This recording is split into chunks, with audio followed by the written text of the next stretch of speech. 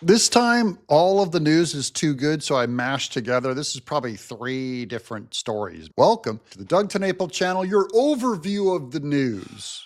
It won't be boring. It's going to go boom, boom, boom. I hope you guys have subscribed. I hope you always leave a comment, no matter how dumb. I like to hear from my audience. Obviously, I'm not ashamed of saying dumb things. Speaking of saying dumb things, here's Meet the Press with Jasmine Crockett. She's the Democrat from Texas with the big mouth, blah, blah, blah, on why the Democrats lost. But the reality is that those that tune in to our traditional news sources, they absolutely went for us. And we know that the standards that you have to live by as an actual journalist are completely different from other platforms. She's trying to throw shade on people on X. And she goes, like, people who listen to traditional news sources, they overwhelmingly voted Democrat because they want to be lied to, apparently. And so we know that we were winning for those that were tuning into the traditional news sources.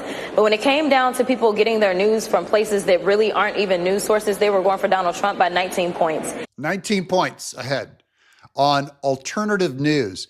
That includes you and I talking to each other. Places like YouTube, Rumble, Locals, X, Twitter, even Facebook movies and videos, anything that did not have a top-down control of the news, of broadcast. Now, normal broadcast, ABC, NBC, CBS, MSNBC, CNN, they're all touting the same message. They're all just propaganda wings of the Democrat Party, and people are less and less going to them. So this is a long-term loss of the stranglehold of our minds and hearts by the mainstream media. That's a huge Trump victory. And that is exactly why we lost. The reality is that we're going to have to play in spaces that we've never had to play and make sure that we're communicating in all ways. You're going to lose if you have to play in normal spaces and talk to people and have a debate, because Democrats cannot articulate their position. They don't have logic backing their things. They're all just emotional tantrums. So they sound dumb even articulating and defending their own positions because they're not grounded in reality. Unfortunately,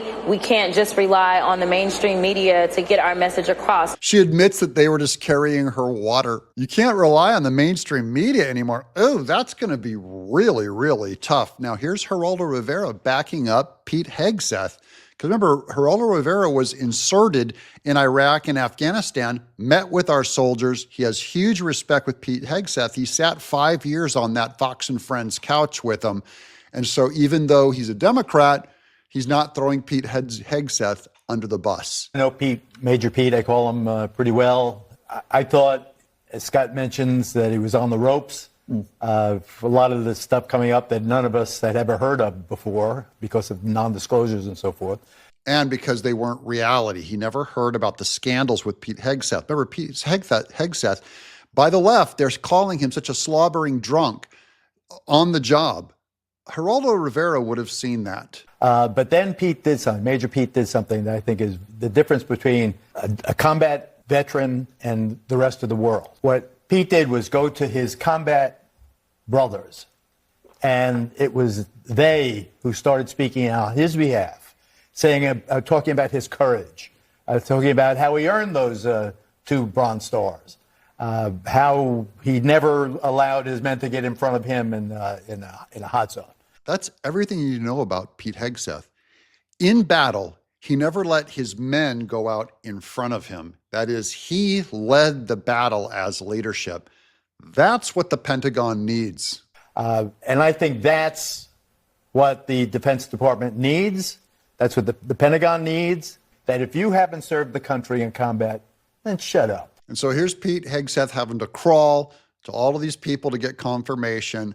And the big ones that are left over, because I don't know if Mitch McConnell's even healthy enough to make the vote right now, but Susan Collins of Maine, Lisa Murkowski in Alaska. He's going in with a meeting with Senator Susan Collins right now. And these are always the naysayers. They're the ones that voted against Kavanaugh in the Kavanaugh hearings. These feminist, Republican, rhinos. Here's Murkowski. I had a good exchange with Mr. Hegseth. Are you ready to support him?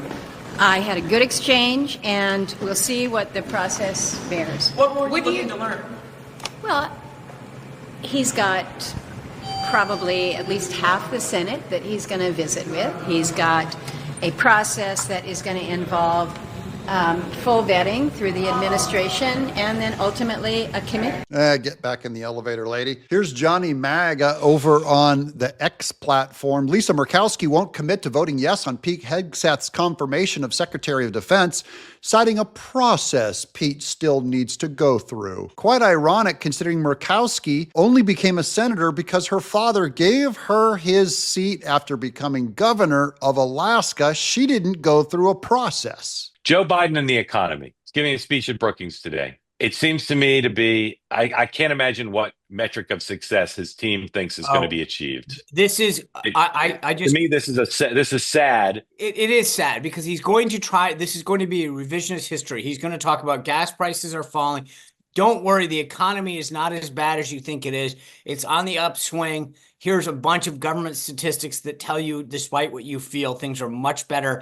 And here's how I did it. Here's how Bidenomics works. I told you from the start we were going to grow it from the bottom down up, not the top down, from the inside out, not the outside in. And as my grandma used to say, God love him. Halpern, he's like a normal middle, center, left, maybe center Democrat, nonpartisan, and he is openly mocking the Biden administration for how they communicate. Terrible communication on a terrible economy.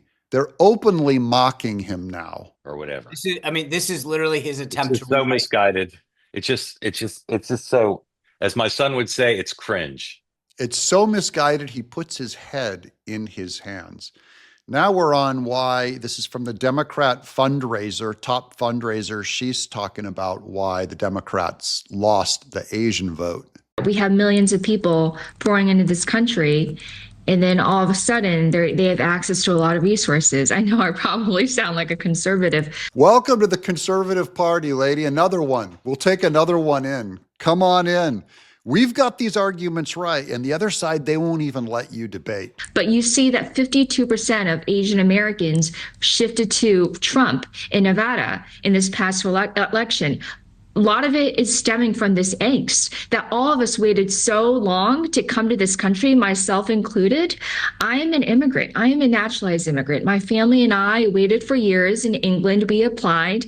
We brought useful skills. We came with $200. We didn't jump in line. We went through the process and followed all the rules. So I think there's a lot of frustration amongst Americans that a lot of people are jumping the line. And I still haven't heard the Democrats apologize for that or do a mea culpa on the border. But who else is going MAGA? Why, here's John Fetterman, just opened an account on Truth Social. He says, my first truth, the Trump hush money and the Hunter Biden cases were both BS and pardons are appropriate. I disagree about the Hunter one, but there you go. He at least called the Trump hush money one BS.